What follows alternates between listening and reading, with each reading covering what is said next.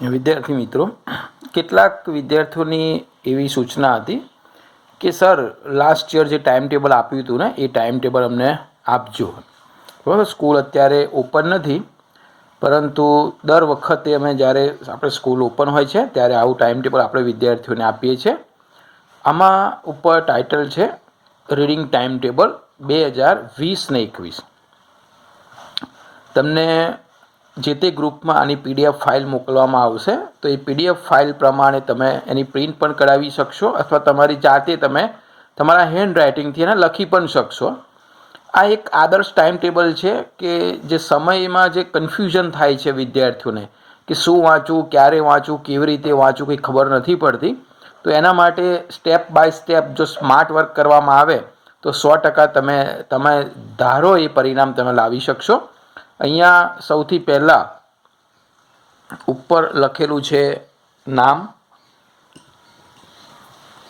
તો તમારું અહીંયા સરસ અક્ષરે નામ લખશો. અહીંયા લખ્યું છે મારું લક્ષ્ય, તમે જે બનવાના છો અથવા તો તમે જે કંઈ તમારું લક્ષ્ય નક્કી કરેલું છે એ લક્ષ્ય અહીંયા લખશો. જેમ કે ડૉક્ટર બનવું હોય તો MBBSમાં એડમિશન લેવું હોય તો MBBS, બરાબર. જોડે કોલેજ પણ લખી શકો, એન્જિનિયરિંગમાં IIT લખી શકો, ધીરુભાઈ અંબાણી લખી શકો. CA બનવાનું હોય તો CA લક્ષ્ય રાખી શકો અહીંયા, બરાબર. તમને જે પણ તમે જે ભવિષ્યમાં બનવા માગતા હોય અથવા તમે જે ગોલ મેળવવા માગતા હોય એ અહીંયા લખવાનો છે. અહીંયા તમારો ફોટો લગાવવાનો છે, બરાબર, એટલે તમને ખ્યાલ આવે કે મારે બનવાનું છે. એટલે તમારું પોતાનું આ ટાઈમ ટેબલ છે. હવે જનરલી આ ટાઈમ ટેબલ સ્કૂલ ઓપન હોય અને સ્કૂલમાં તમે જતા હોય તે સમય સાથે અહીંયા આપેલું છે ટાઈમ ટેબલ. એટલે એવું માની લઈએ કે સ્કૂલ ચાલુ થાય તો પણ તમે આ ટાઈમ ટેબલને આ રીતે ફોલો કરી શકશો, બરાબર. તો અહીંયા અત્યારે જ્યારે સ્કૂલ બંધ છે ત્યારે એ સ્કૂલ સમય જે છે એ સમયમાં તમે સારો એવો સદુપયોગ કરી શકશો. જો સૌથી પહેલાં 5:30 સવારે સોનેરી દિવસ માટે તમારે ગુડ મોર્નિંગ એટલે કે ઉઠવાનું છે. 5:30 થી 6:30 તન અને મનની શુદ્ધતાથી પ્રાર્થના સાથે દિવસની શુભ શરૂઆત કરવાની છે. આમાં તમે 10-15 મિનિટ સરસ એક્સરસાઇઝ પણ કરી શકો, જેનાથી ઓક્સિજનનું લેવલ મગજ સુધી બહુ સરસ રીતે મોર્નિંગમાં જ પહોંચે. તમે દીવાબત્તી, અગરબત્તી, પ્રાર્થના પણ કરી શકો આ 1 કલાકમાં. 6:30 થી 7:30 તમારું વાંચન, NEET ગુજકેટના MCQની તૈયારી છે મોર્નિંગમાં. 7:45 થી 3:05 આ મારા વિદ્યા મંદિર સમાન વિઝન સ્કૂલમાં અભ્યાસ, એટલે આ જ્યારે સ્કૂલ ચાલુ હોય ત્યારનો આ સમય છે. એટલે આ સમયને તમે સરસ સદુપયોગ કરી શકો. એવું સમજો કે તમારી સ્કૂલ અત્યારે ચાલુ છે તો આમાં આટલા કલાક તમે જે ભણવાના છો એનો તમે અહીંયા ટોટલી સ્ટડી કરી શકો, રિવિઝન કરી શકો, અભ્યાસ કરી શકો, બરાબર. એટલે આ તમને અત્યારે એક્સ્ટ્રા મળી રહ્યું છે, પણ સ્કૂલ ખુલશે ત્યારે આ સમય સ્કૂલમાં જશે. હવે 4 થી 5 તમે જ્યારે સ્કૂલથી છૂટો એટલે 1 કલાક આરામ અથવા તો તમે હોમવર્ક કરી શકો. જો તે દિવસ વધારે હોમવર્ક હોય તો હોમવર્ક અથવા તો એક રિલેક્સ થઈ શકો. રિલેક્સ થયા પછી 5 થી 6 વાંચન, કોઈ એક વિષય, તમારે કયો વિષયનો આ સમય લેવો એ તમે અહીંયા લખી શકો. 6 થી 7:30 રમવા જવું, ચાલવા જવું, અથવા તો કોઈને એવું લાગે કે સાહેબ મારે ટાઈમ વેસ્ટ નથી કરવું તો NEET ગુજકેટના MCQ અહીંયા કરી શકે 1.5 કલાક. 7:30 થી 8 માતા પિતા સાથે રાત્રિ ભોજન, શક્ય હોય તો ઘરના બધા સાથે, બરાબર. દિવસે તો કદાચ ના સેટ થાય પણ રાત્રે બધા ભેગા થતા હોય તો રાત્રે બધા કુટુંબજનો સાથે રાત્રિ ભોજન લેવું જોઈએ. 8 થી 9 વાંચન વિષય નંબર 2, 9 થી 10 વાંચન વિષય નંબર 3 અને 10 થી 11 વાંચન જો જે વિષયની વધારે જરૂર હોય ને એ વિષય અહીંયા તમે લખી શકો. એટલે 11 વાગ્યા સુધી તમે સરસ 5:30 થી 11 વાગ્યા સુધીનો આ થોડુંક એક ટાઈમનું શેડ્યુલ તમને આપેલું છે. હવે જનરલી આ ટાઈમ તમે જોવા જાઓ તો અહીંયા શાળાનો સમય 7 કલાક થાય છે. સ્લીપિંગ સમય પણ સારો એવો 7 કલાક તમને સરસ ઊંઘ મળી શકશે. વાંચન 4 કલાક થાય છે. હોમવર્ક 1 કલાક થાય છે. રમવાનો સમય પણ 1 કલાક છે. જમવા અને રમવાનો સમય 2 કલાક પાછો મળે છે. શાળામાં આવવા જવા માટેનો 1 કલાક અને એક્સ્ટ્રા ટાઈમ તેમ છતાં પણ 1 કલાક તમને મળે છે. એટલે અહીંયા આ 24 કલાકનું શેડ્યુલ આપેલું છે. તમે તમારી અનુકૂળતા પ્રમાણે એમાં ચેન્જ પણ કરી શકશો. હવે આ ખાસ રજા હોય અથવા રવિવાર હોય ત્યારે બરાબર એમાં તમે જોશો તો અહીંયા સમય થોડોક વધી જાય છે. 3 વિષય 3 ભાગ પાડેલા છે, ઇવનિંગમાં, બપોરમાં અને મોર્નિંગમાં. બરાબર, તો આ રવિવાર અથવા તો રજાના દિવસનું આ ટાઈમ ટેબલ છે. અહીંયા નીચે તમને જે આપવામાં આવેલું છે એ બહુ ઇમ્પોર્ટન્ટ વસ્તુ છે. આને તમે આ ટાઈમ ટેબલને આ બધું ભરીને તમે જ્યાં વાંચતા હોય અથવા વારંવાર તમારે જે જગ્યાએ જવાનું હોય એ જગ્યાએ તમે એને ચોંટાડી દો કોઈ રૂમમાં, તમારા બેડરૂમમાં અથવા વાંચવાના ટેબલ આગળ, બરાબર. તો તમે વારંવાર આ માર્ક્સ અથવા તો આ મેજિક નંબર તમે જે લખો છો એ મેળવવા માટે તમને પ્રેરણા મળે. અહીંયા તમે તમારી રીતે સુધારી શકશો. અહીંયા સ્ટાન્ડર્ડ 11, 12 સાયન્સ માટે મેં chemistry, physics, maths, biology, computer, Sanskrit, English લીધું છે. કોમર્સ હોય તો કોમર્સના વિષયો અહીં લખીએ.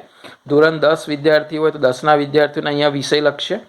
અહીંયા બોર્ડ એન્યુઅલ એક્ઝામ, હવે આપણી પાસે અત્યારે બોર્ડ અથવા તો એન્યુઅલ એક્ઝામ રહી છે, તો અહીંયા તમે કેમેસ્ટ્રીમાં શું ટાર્ગેટ રાખો છો? જેમ કે 12માના વિદ્યાર્થી હોય તો 100વાળા બોર્ડમાં કેમેસ્ટ્રીના પેપરમાં તમારે કેટલા જોઈએ છે માર્ક્સ. ફિઝિક્સમાં તમે અહીંયા શું ગોલ રાખો છો? બરાબર, ધારો કે કોઈ વિદ્યાર્થી છે એ કહે છે કે ભાઈ મારે કેમેસ્ટ્રીમાં સર છેલ્લે 99 તો મારે લેવા જ છે.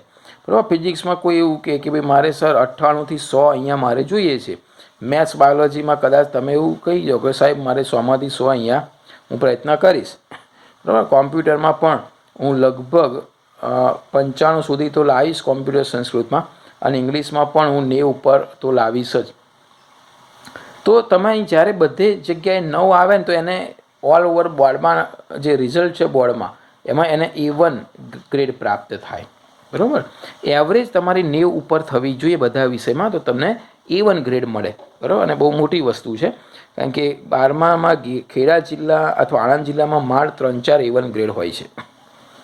અહીંયા જી નીટ કે ગુજકેટનું લક્ષ્ય આપેલું છે, એના માર્ક્સ અહીંયા આપેલા છે કે જી 360 માર્ક્સ જી મેઇન છે, નીટમાં 720 અને ગુજકેટમાં 120. હવે તમે આ ત્રણેયમાંથી જે કંઈ પરીક્ષાનું લક્ષ્ય રાખ્યું હોય એ અહીંયા માર્ક્સ તમે લખી શકો કે ભાઈ ધારો કે તમે નીટ છે તો નીટમાં તમે 720માંથી તમે નીટની અંદર આવા 2 ભાગ પાડી શકશો, અહીંયા ગુજકેટ અને નીટ. બરાબર, તો ધારો કે નીટમાં તમે એવું કહ્યું કે ભાઈ મારે 720માંથી સાહેબ છેલ્લામાં છેલ્લા હું એ મહેનત તો કરીશ, મારે કેમેસ્ટ્રી ત્રણેય વિષયના અલગ અલગ છે એટલે તમે અહીંયા તમે લખી શકશો 680. બરાબર, એ રીતે તમે લખી શકો. ગુજકેટમાં 120માંથી તમે લખી શકો કે હું 115 લાવીશ. JEEમાં 360 છે, એમાંથી તમે લખી શકો કે ભાઈ હું 200 લાવીશ. આ તમારું લક્ષ્ય રહેશે. તો કેમેસ્ટ્રીની અંદર, ફિઝિક્સમાં અને બાયોલોજીમાં એટલે તમારે ટોટલી 180 માર્ક્સ કેમેસ્ટ્રીમાં હોય તો તમે એવું લખી શકો કે ભાઈ હું લગભગ 160 માર્ક્સ સુધી તો કેમેસ્ટ્રીમાં લાવીશ જ. ફિઝિક્સની અંદર પણ હું આના પ્રમાણે લગભગ મારા 150નું ટાર્ગેટ બેસે છે, અને જે 360 બાયોલોજીમાં હોય છે નીટમાં તો એમાં તમે એવો ટાર્ગેટ બેસી શકે કે હું 340 તો હું લાવીશ જ. તો એ રીતે છે. એવી રીતે ગુજકેટમાં કેમેસ્ટ્રી, ફિઝિક્સ અને બાયોલોજીના અહીંયા મેથ્સમાં તમે લખી શકશો. JEE હોય તો JEE પ્રમાણે કે ભાઈ કે JEEમાં હું મારે આ વિષયમાં આટલા તો હું લાવીશ જ, એમ 10 પ્રશ્નો તો એટેન્ડ કરીશ 30માંથી તો પણ સારો એવો સ્કોર થઈ જાય. તો આ જનરલી તમને એક સજેશન હતું, એક માર્ગદર્શન હતું, એક વે સૂચવે છે કે આવી રીતે તમે તમારું ટાઈમ ટેબલ પણ બનાવી શકશો. બરાબર, અહીંયા લખ્યું છે કે તમારી અનુકૂળતા પ્રમાણે ટાઈમ ટેબલમાં સમયમાં પણ ફેરફાર કરી શકો, પણ રીડિંગ કલાકો છે એમાં સુધારી શકાશે નહીં. તમને કોઈ ટાઈમ લાગે કે ભાઈ આ જગ્યાએ હું સૂઈ જાઉં અથવા તો ટીવી જોઉં, મને આ જગ્યાએ ફાવે છે તો આ કલાક અહીંયા લઈ જાઓ, આ કલાક અહીંયા લઈ જાઓ. બરાબર, એ રીતે તમે એડજસ્ટ કરી શકશો. તો આ PDFમાં તમે ટાઈમ ટેબલ ગ્રુપમાં મોકલવામાં આવે છે, તમે તમારી રીતે પણ લખી શકશો. વિદ્યાર્થી મિત્રો, સૌથી ઇમ્પોર્ટન્ટ ટાઈમ ટેબલ કરતાં પણ મહત્ત્વનું છે my target two finish chapter. તમે કયા ચેપ્ટર ક્યારે ફિનિશ કરવા માગો છો, કારણ કે જ્યાં સુધી તમને એક પ્રોપર ગોલ ખબર નહીં પડે કે મારે ક્યારે કયું વસ્તુ વાંચીને કમ્પ્લીટલી પૂરું કરું, ત્યાં સુધી તમને એ ખ્યાલ નહીં આવે અને કન્ફ્યુઝ થયા કરશો કે હું શું વાંચું. તો અહીંયા એક સરસ તમને એક વે આપેલો છે. અહીંયા જો અલગ અલગ તમને અહીંયા મહિના આપેલા છે. આપણે અત્યારે મે મહિના સુધી 12થના સ્ટુડન્ટ જે છે નીટમાં અને JEEમાં એમને લઈને આપણે ટાર્ગેટ રાખીએ, અથવા 10મા ધોરણમાં તો અહીંયા મહિના લખેલા છે જાન્યુઆરી, ફેબ્રુઆરી, માર્ચ, એપ્રિલ અને મે. અને અહીંયા વિષય ફાળવેલા છે, કેમેસ્ટ્રી, ફિઝિક્સ, મેથ્સ, બાયોલોજી અને કોઈક રિમાર્ક લખેલું છે, કંઈક તમારે લખવું હોય તો. આપણે મેઇન સબ્જેક્ટ લઈને અહીંયા ચાલીએ છીએ. બીજું કે અહીંયા તમે રોજ 3 કલાક દરરોજ દરેક વિષય માટે કાઢો, એમાં 1 કલાક થિયરી અને 2 કલાક MCQ. બરાબર, અત્યારે સરસ સમય છે, તો તમે આ પૂરેપૂરા 9 કલાક તમે રીડિંગ કરી શકો. એમાં 1 કલાક થિયરી, 2 કલાક MCQ. હવે આ ટાઈમ ટેબલ પ્રમાણે જો તમે ફોલો કરો તો બહુ સરસ રીતે તમે તમારા સફળતા જે તમે રાખ્યું છે લક્ષ્ય ત્યાં સુધી પહોંચી શકશો. ઓકે, હવે અહીંયા હું તમને એક સમજાવું છું કે કેવી રીતે એને ફોલો કરવાનું છે. હું એક વિષય લઈને અત્યારે ચાલું છું, કેમેસ્ટ્રીનો વિષય. એવી રીતે તમારે ફિઝિક્સ, મેથ્સ, બાયોલોજી તમારી જાતે આ રીતે ચેપ્ટર લખી દેવાના છે. ધારો કે કેમેસ્ટ્રીની અંદર સ્ટાન્ડર્ડ 11થના જે સ્ટુડન્ટ છે એમને અને સ્ટાન્ડર્ડ 12th, તમે અહીંયા સ્ટાન્ડર્ડ 12th આ જગ્યાએ લખી શકો કે ભાઈ સ્ટાન્ડર્ડ ધોરણ 12, બરાબર. અને અહીંયા મેં જગ્યા પણ સારી એવી આપેલી છે. હવે જાન્યુઆરી મહિનાની અંદર તમારે કયા અહીંયા ચેપ્ટર લખવા. હવે લગભગ કોર્સ બધાનો પૂરો થવા આવ્યો છે. જેનો જો થવા ના આવ્યો હોય ને, જાન્યુઆરીમાં સાહેબ જે ચેપ્ટર ચલાવવાના હોય ને એ તો લખજો જ. સાહેબ ફેબ્રુઆરીમાં જે ચેપ્ટર ચલાવવાના છે એ લખજો, એટલે જોડે જોડે તૈયાર થાય. અહીંયા ધારો કે મારે હવે જાન્યુઆરી મહિનામાં 12th, 11, 12th અને 10 એમાં 12મા નંબરનું ચેપ્ટરમાં હું ચલાવવાનો છું હવે, બરાબર. તો એ જે 12મા નંબરનું ચેપ્ટર છે, નામ સાથે પણ તમે લખી શકો, હાઇડ્રોકાર્બન. 11મા નંબરમાં છે P વિભાગના તત્વો, અહીંયા S વિભાગના તત્વો. આ યુનિટ નંબર લખેલા છે. તમે એનો સબ્જેક્ટ ટોટલી એનો વર્ડની અંદર પણ લખી શકશો શોર્ટમાં. તો આ 11 છે P વિભાગ છે, આ S વિભાગ છે, આ હાઇડ્રોકાર્બન છે. હવે હાઇડ્રોકાર્બન મારે હું આ મહિને ચલાવવાનો છું, રાઈટ. તો એનો મતલબ રોજે રોજ અહીંયા હાઇડ્રોકાર્બન જાન્યુઆરી મારે કમ્પ્લીટલી પૂરું થઈ જવું જોઈએ. જોડે જોડે હજુ 2 તાજા ચાલેલા ચેપ્ટર છે આ મહિનામાં, જે P વિભાગ અને S વિભાગ છે. તો જાન્યુઆરી મહિનામાં કોઈ પણ ભોગે મારે કેમેસ્ટ્રીમાં આ 3 વીકની અંદર આ 3 ચેપ્ટર કમ્પ્લીટલી બોર્ડની અને નીટની તૈયારી સાથે મારે થઈ જવા જોઈએ. એવું લક્ષ્ય રાખીને ચાલવાનું. જે થઈ જાય એની ઉપર તમે ચેકો મારો કે ભાઈ આ 11મું પતી ગયું, 12મું ચેપ્ટર પતી ગયું, 10મું પતી ગયું. ફેબ્રુઆરીમાં તો ફેબ્રુઆરીમાં મેં પહેલાં 3 વીકના 3 ચેપ્ટર લીધા છે, 8, 9 અને 13. કારણ કે ફેબ્રુઆરી સુધી પાછું બીજું એક ચેપ્ટર મારે ચલાવવાનું છે, એ 13મા નંબરનું ચેપ્ટર. એટલે રનિંગ ચેપ્ટર તો કમ્પ્લીટ થાય છે, જોડે જોડે પાસના ચેપ્ટર પણ. આ સેમ 2માં જે કેમેસ્ટ્રી છે, બરાબર, એનો આટલા ભાગ. એટલે મારે 2 મહિનામાં કમ્પ્લીટલી સેમ 2ની કઈ વસ્તુ તૈયાર કરવી હું નીચે તમને સમજાવું છું. તો આ રીતે તૈયાર કરવી. એ રીતે 12thની અંદર પણ તમે અહીંયા ભાગ પાડીને લખી શકો કે ભાઈ 12thમાં મારે આ ચેપ્ટર આટલા ચેપ્ટર કમ્પ્લીટ કરવા, ફેબ્રુઆરીમાં આટલા ચેપ્ટર કમ્પ્લીટ કરવા. માર્ચમાં હવે અહીંયા સેમ 1 સ્ટાર્ટ કરીએ છીએ, કારણ કે એ પણ દિવાળી પહેલાં જે ચલાવેલું એ સેમ 1માં હવે ફરી એક વખત રિવિઝન થઈ જાય. તો માર્ચમાં 1લું, 2જું અને 3જું ચેપ્ટર કમ્પ્લીટ કરવાનું છે. એપ્રિલમાં 4થું, 5મું અને 6થું ચેપ્ટર કમ્પ્લીટ કરવાનું છે.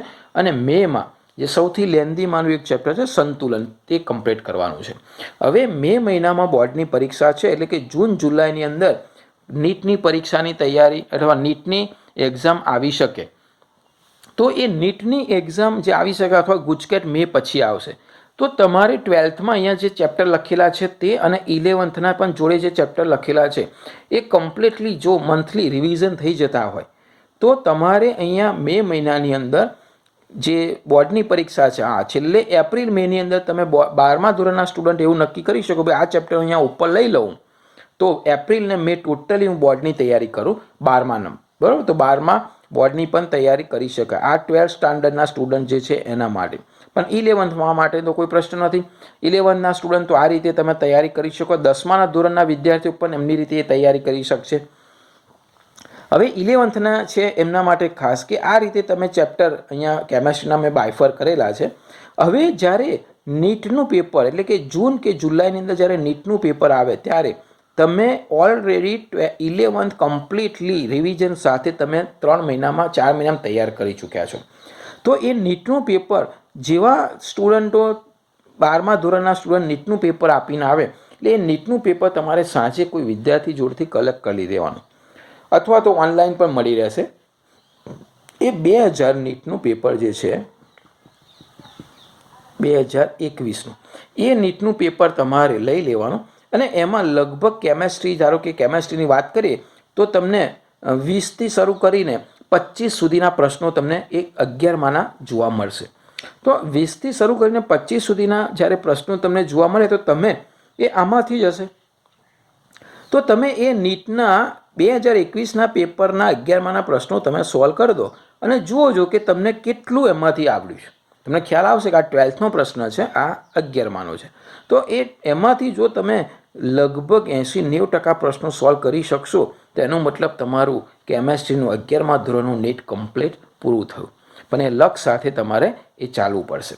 એવી રીતે તમે અહીંયા ફિઝિક્સમાં પણ કરી શકશો, મેથ્સ બાયોલોજીમાં કરી શકશો કે ભાઈ મારે જાન્યુઆરીમાં કયા કયા ચેપ્ટર આ ત્રણેય વિષયમાં તૈયાર કરવા. આવું ટુકડે ટુકડે જો વહેંચી દેશો ને તો પ્રોપર રીતે તમે જાતે વ્યવસ્થિત મહેનત કરીને એને પચાવી શકશો. જો બધું એક સાથે ભેગું કરશો તો કન્ફ્યુઝન થઈ જશે કયું વાંચવું ને કયું ના વાંચવું. બરાબર. એમાં વીકલી ટેસ્ટ જે સ્કૂલમાં લે છે એને આની સાથે કોઈ નિસ્બત નથી. તમારે અહીંયા જે ચેપ્ટર આપેલા છે પ્રમાણે મહેનત કરવાની છે તો તમે મેઇન એક્ઝામની અંદર સારી એવી સફળતા મેળવી શકશો. અને સ્કૂલના ટેસ્ટ જે રેગ્યુલર છે એના માટે તમે અલગ સમય ફાળવી શકશો, પરંતુ અહીંયા જે ચેપ્ટર છે એને તો ખાસ તમારે એને ફોલો કરવાનો છે. બીજું તમે જે તે શિક્ષકને એવું પણ કહી શકો કે સાહેબ જાન્યુઆરી મહિનામાં જો બધા એક સાથે વિદ્યાર્થીઓ નક્કી કરે કે ભાઈ કેમેસ્ટ્રીમાં સર તમે આ રીતે છે તો 11, 12 ને 10 છે તો જાન્યુઆરી મહિનામાં તમે આનો જ ટેસ્ટ લેજો એટલે અમારે એ તૈયાર થઈ જાય. તો જાન્યુઆરી મહિનામાં 3 ચેપ્ટરનો સરસ 400 અથવા તો 500 માર્ક્સનું નીટનું પેપર છેલ્લા વીકમાં સરસ નીકળે તો તમને 3 વિષય 3 સબ્જેક્ટ આ જે ટોપિક છે બરાબર ચેપ્ટર એ કેટલા તૈયાર થયા છે એ તમને એક એનાલિસિસ થાય. ફેબ્રુઆરીના લાસ્ટ વીકમાં આ 3નો ટેસ્ટ નીટનો લેવામાં આવે, માર્ચમાં આ 3નો લેવામાં આવે, એપ્રિલમાં આ 3નો અને મેમાં આનો ચેપ્ટરનો લેવામાં આવે. તો આ રીતે તમે આટલા ટેસ્ટ પણ આપી શકશો. હવે પ્રશ્ન આવે તમારે શું વાંચવું. તો મેન વિદ્યાર્થી મિત્રો હું ખાલી કેમેસ્ટ્રી સબ્જેક્ટ વિશે વાત વધારે કરીશ કારણ કે એમાં બીજા વિષયમાં બીજા જે તે ટીચર તમને કહેશે કે કેવી રીતે વાંચવું તો તમારી જાતે પણ એનાલિસિસ કરી શકો. જો તમારે આ જે દિવસો છે એમાં તમે આવી રીતે દિવસો ફાળવી લેજો. તમારે તૈયાર કરવાનું છે લક્ષ આ વસ્તુ આ 4. એક બોર્ડ સાહેબ બોર્ડમાં જે ભણાવે છે એની એક નોટબુક જે તમે બોર્ડનું વર્ક જે છે બોર્ડ વર્ક એનું નોટબુક બનાવી હશે. NCERTની બુક જે તમારી ટેક્સ્ટ બુક છે. MCQ એ તમને પેમ્પલેટ આપેલા હશે અથવા તમારી પાસે મટીરિયલ હશે.